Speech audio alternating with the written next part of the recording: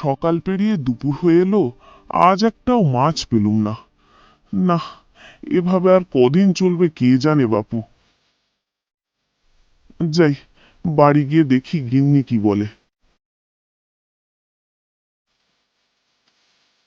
গিন্নি, ও গিন্নি, কই গেলা? কি গো, মাছ পেলে? আর বলো না, এত বেলা পর্যন্ত জাল ফেললুম, একটা কুচোপনাও জালে উঠল না। সে কি, দুপুর তো হয়ে গেল, রান্নাও যে হয়নি কিছু। মেয়েটা আজ একটু মাছ ভাজা খাবে বলে বায়না করেছিল। আ আচ্ছা আচ্ছা, তুমি তবে ভাত রান্না করে রাখো, দেখি কি করতে পারি। আরে রে, বৃষ্টি হঠাৎ শুরু হয়ে গেল যে। যাই, ওই বড় গাছটার নিচে একটু দাঁড়াই গে।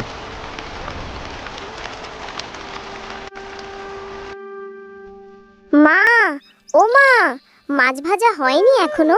আমি কিন্তু নইলে ভাত খাবো না। আরে অমন করিস নে খুকি, তোর বাবা গেছে, বলল একটা ব্যবস্থা করবে। অমন জেদ করে না বাছা। যাক, বৃষ্টিটা থেমেছে।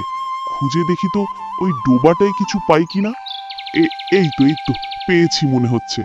বাহ, খুকি মাছ দেখে খুব খুশি হবে। যাই যাই, জলদি বাড়ি যাই মাছ নিয়ে।